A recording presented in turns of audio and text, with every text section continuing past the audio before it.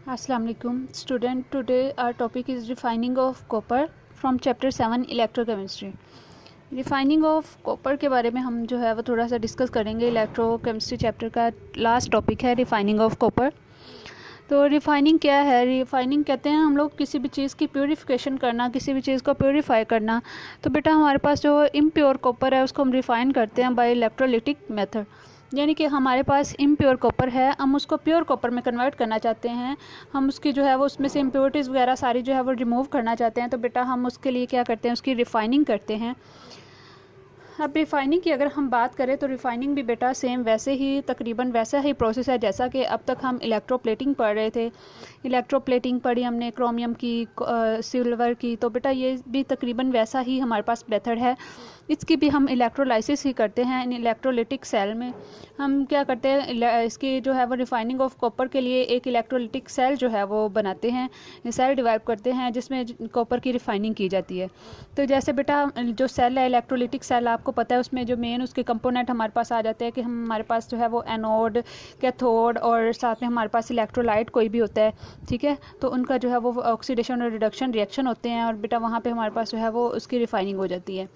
तो अगर हम इलेक्ट्रोलिटिक सेल जो हमने बनाया हम उसकी कंस्ट्रक्शन देखें तो बेटा हमारे पास जो एनोड है, एनोड जो है वो वहाँ पे हम लोग इम्प्योर कॉपर का जो है वो एनोड बना होता है। एनोड पे हमारे पास जो इम्प्योर कॉपर है जिसको हम प्योरीफाई करना चाहते हैं, जिसमें से हम इम्प्योरिटीज़ रिमूव करना चाहते हैं, बेटा वो कहाँ पे है? एनोड पे। क्योंकि आपने ये वाला जो प्रोसेस हमने पढ़ा है, जो हम इलेक्ट्रोलाइसिस वाला प्रोसेस पढ़ रहे हैं, इसमें हमने ये देखा था कि हम जिस चीज़ की हम एनोड जो है जैसे ही उसकी इलेक्ट्रोलाइसिस होगी तो एनोड जो है वो डिज़ोल्व होना शुरू हो जाता है और कैथोड जो है वो वहाँ पे एक लेयर बनना शुरू हो जाती है। ठीक है, तो इसलिए एनोड पे हमने रखा इम्प्योर कॉपर को।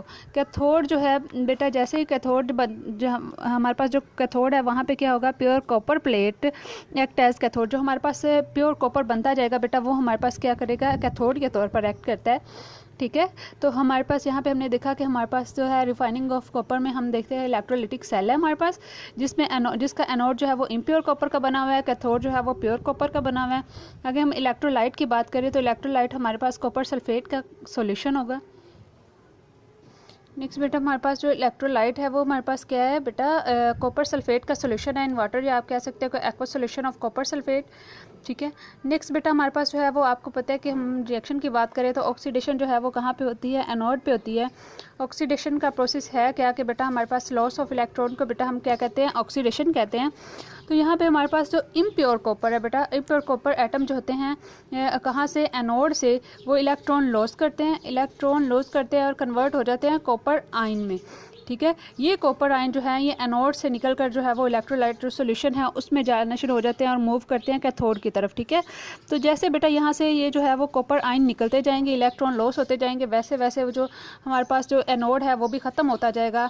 ठीक है, डिज़ोल्व होता जाएगा बेटा इन सोल्यूशन, जो हमारे पास कॉपर सल्फेट का सोल्यूशन है उसमें डिज़ोल्व होता जाएगा।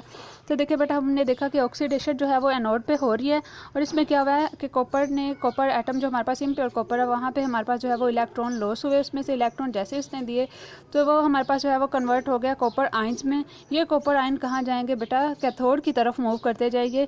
अब देखिए जैसे ही बेटा यहाँ से एनोड से ये वाला जो कॉपर जो है ये डिज़ोल्व होता है तो वैसे ही वहाँ से जो इम्प्योरिटीज़ हैं वो भी वहाँ पे निकलना शुरू हो जाती हैं, डिज़ोल्व होना शुरू हो जाती हैं। ये जो आयन है कॉपर आयन, ये और इलेक्ट्रॉन जो है ये तो कैथोड की तरफ मूव कर जाते हैं, लेकिन वो इम्प्योरिटीज़ जो है वो एनोड के नीचे गिरना शुरू हो जाती हैं। ठीक है, और इम्प्योरिटीज़ वहाँ से निकल जाती हैं और ये रिडक्शन जो है आगे कैथोड पे जो है रिडक्शन होती है।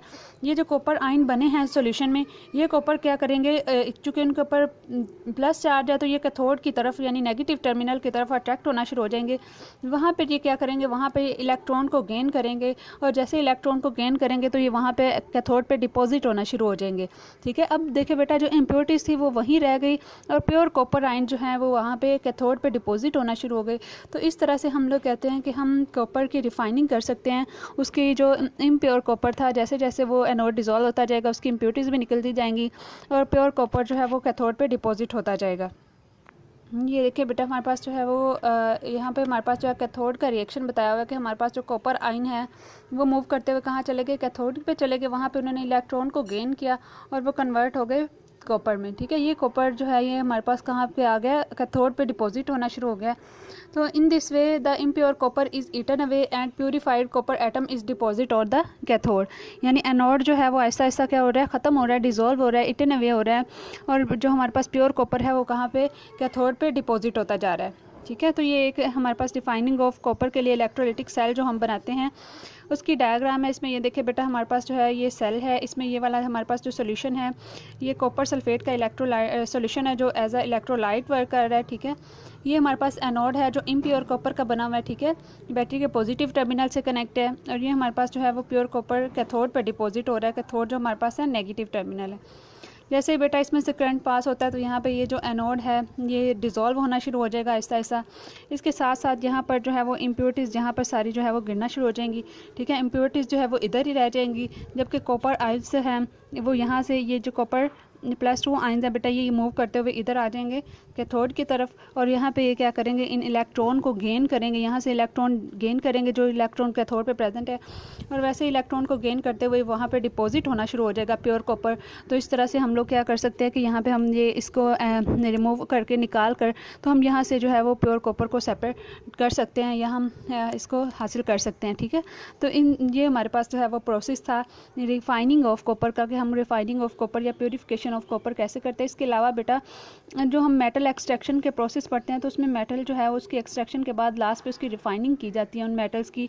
तो रिफाइनिंग जो है वो तकरीबन इसी प्रोसेस के थ्रू की जाती है, इलेक्ट्रोलाइसिस के थ्रू, कि हम इलेक्ट्रोलाइटिक सेल एक डेवलप करते हैं जिस पे हम एनोड जो है वो प्योर मेटल का रखते हैं और कैथोड जो है एनोड जो है वो इम्प्योर मेटल का रखते हैं।